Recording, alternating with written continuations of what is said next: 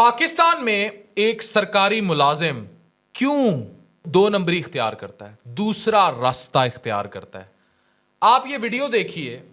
कहने को ये एक पुलिस वाले की वीडियो है। ये पुलिस वैन से उतरता है, ऑफिशियल सरकारी तेल पे इर्द गिर्द देखता है, आमों की पेटी उठाता है और चला जाता है।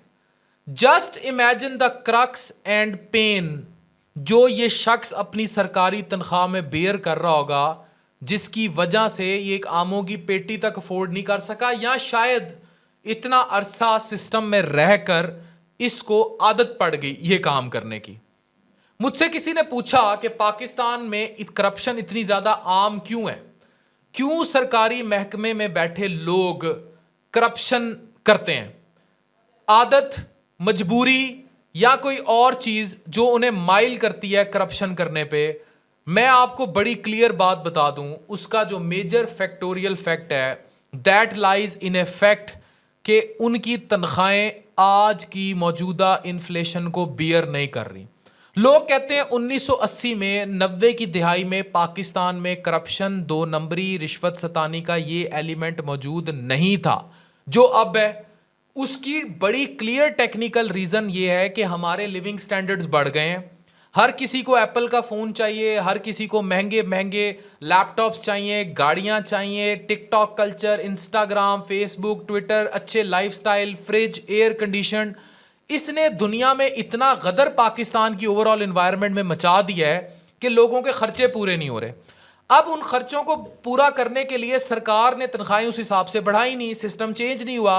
अब 25, 30, 40 हज़ार तनख्वाह वाला जो सरकारी मुलाजिम है, या ओवरऑल जाहिर है प्राइवेट में इससे भी कम वेजेस हैं, वो शख्स दो नंबरी करेगा।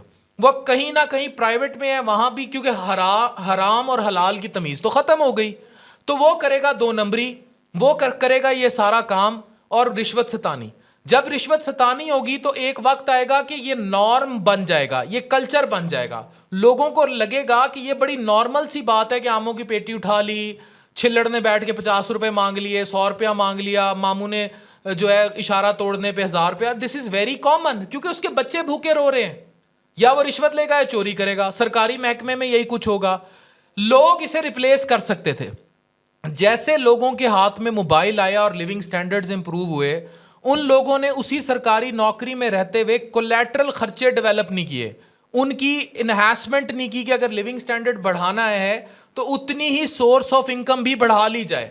फॉर एग्जाम्पल, वो आईटी में आ जाते, कोई अपवर्क का काम सीख लेता, जो नक्शा नवीस है वो नक्शे बनाना शुरू कर दे, जो काम सरकार में कर रहा है उसे प्राइवेट करना शुरू कर दे और हेल्प करे लोगों की बजाय रिश्वत खाने के। अगर वो किसी सरकारी महकमे में बैठा है वो नक्शे बनाए, कोई अगर आईटी का काम करता है वो लोगों को शाम को आईटी फ्री पढ़ाए, कोई ऐसा काम करता है जहां वो डिलीवरी कर सकता है, अमेज़न है, पाइथन है, अपवर्क है, कोई भी है, वो वहां से second source of income generate करे। एक और बड़ी वजह जो मैंने बताई थी कि बांदर के सामने अगर केले रखोगे और पैसे रखोगे, वो हमेशा केलों पर झपटेगा। उस बेवकूफ़ को ये नहीं पता कि पैसों से भी केले खरीदे जा सकते हैं। इसी तरह एक नौकरी के माइंडसेट के बंदे के सामने जब भी बार बार आप रखेंगे ना नौकरी वर्सेस बिजनेस, तो वो बेवकूफ़ हमेशा बांदर की तरह केलों पे झपटेगा, यानी वो हमेशा नौकरी पे झपटेगा, वो कभी बिजनेस की तरफ नहीं आएगा। इमेजिन अ वंडर वर्ल्ड जहां इंसान नौकरी के साथ बिजनेस कर लेगा। वो सरकारी नौकरी करे, प्राइवेट नौकरी करे, लेकिन साथ कोलैटरल अपना बिजनेस डेवलप करे। कोई प्रॉपर्टी का बिजनेस, कोई ऑनलाइन बिजनेस, कोई अमेज़न का बिजनेस, कुछ भी और एंटरप्रेन्योरशिप लेके आएगा। मार्क माई वर्ड्स, उसे रिश्वत की ज़रूरत नहीं पड़ेगी। वो हलाल तरीके से ना सिर्फ बहुत सारा पैसा कमा लेगा, बल्कि कई और लोगों के रोज़गार का भी ज़रिया बनेगा। ये वो सिस्टम है जिसके ज़रिए पाकिस्तान में लोग सरवाइव कर सकते हैं। ना इसके लिए करप्शन की ज़रूरत है, ना हराम खाने की ज़रूरत है, ना डंकियाँ लगाने की ज़रूरत है, ना दो नंबरी करने की ज़रूरत है। This is how. अगर ये सब चेंज हो जाएगा तो फिर ये जैसे आमों की पेटियां उठा के भागा है, ये ज़रूरत ही नहीं पड़ेगी, ये नॉर्म ही नहीं बनेगा कल्चर में और ये चेंज नहीं आएगी। Thank you very much.